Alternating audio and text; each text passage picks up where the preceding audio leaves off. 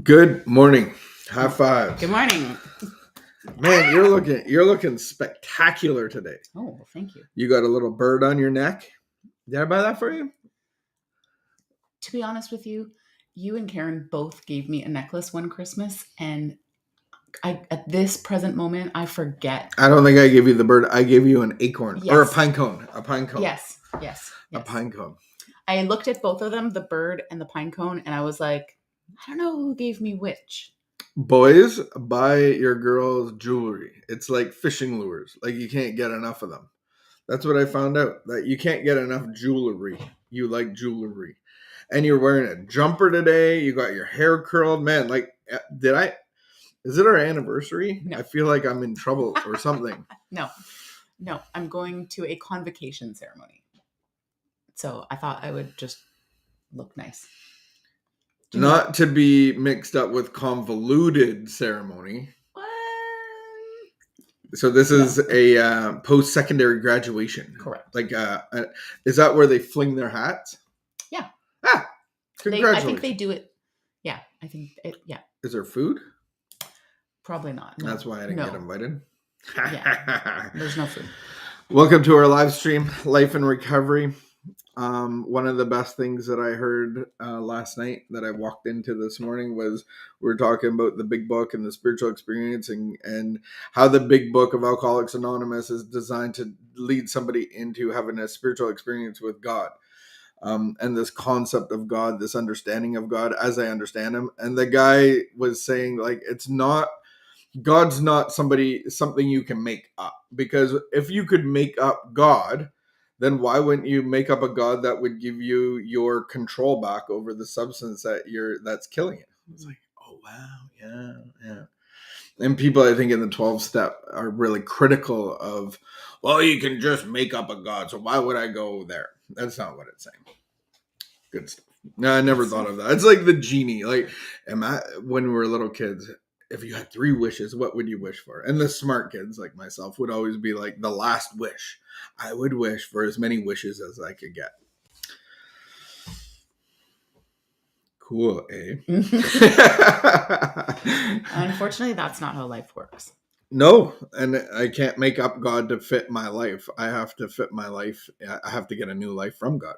He has a life all planned out for you, and it's victorious over alcohol and drugs and relationships and food, and I have to connect to him on a daily basis. He has a life all planned out for you, but you get to choose. It's free. It's freedom. But you get to choose. It is. My turn to read?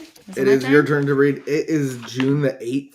It's my mommy's birthday today. Happy birthday, Nana. Nanny. We got Nanny and Nana. Yes. Happy birthday. Yes. To the newly. She's still a newlywed. She's a newlywed. Wow. Yeah. Yeah, it's June 8th already. We're going to start thinking about summer vacation. What first brought me to the program? The promise of relief from an intolerable burden. I came, in other words, to get something, just as we all do.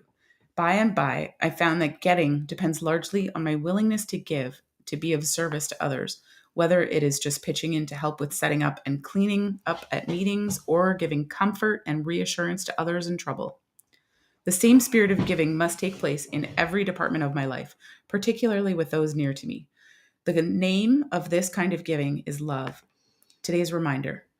Giving love is a fulfillment in itself. It must not matter to us whether it is returned or not.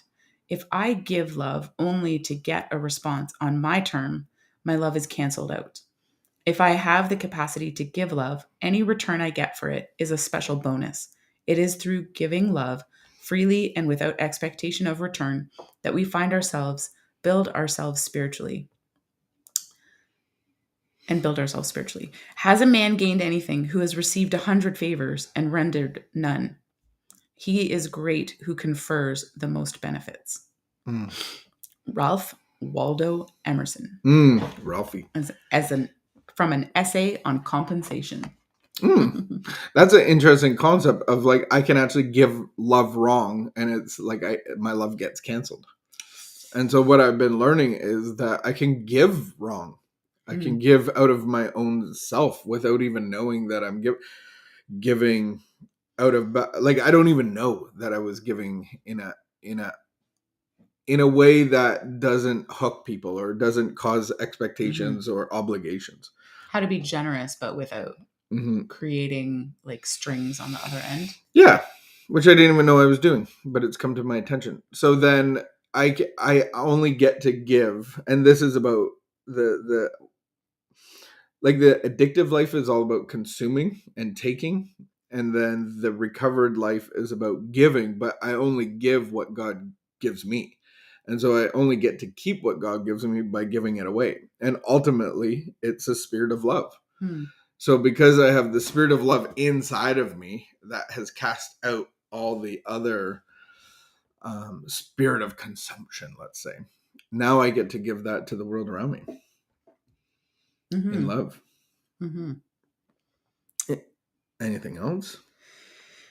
Yeah, I think if I'm like keeping lists, if I'm like disappointed, then that's a flag that I'm not giving without expectation.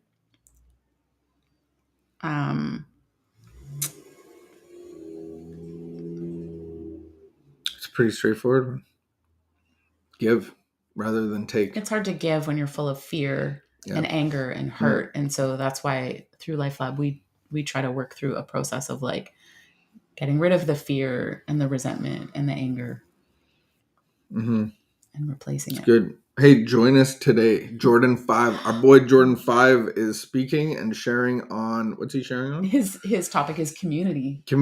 So come and join us at noon in the Zoom, and we'll go from there. We'll see you on this, do you call it hump day still, or is it just a day?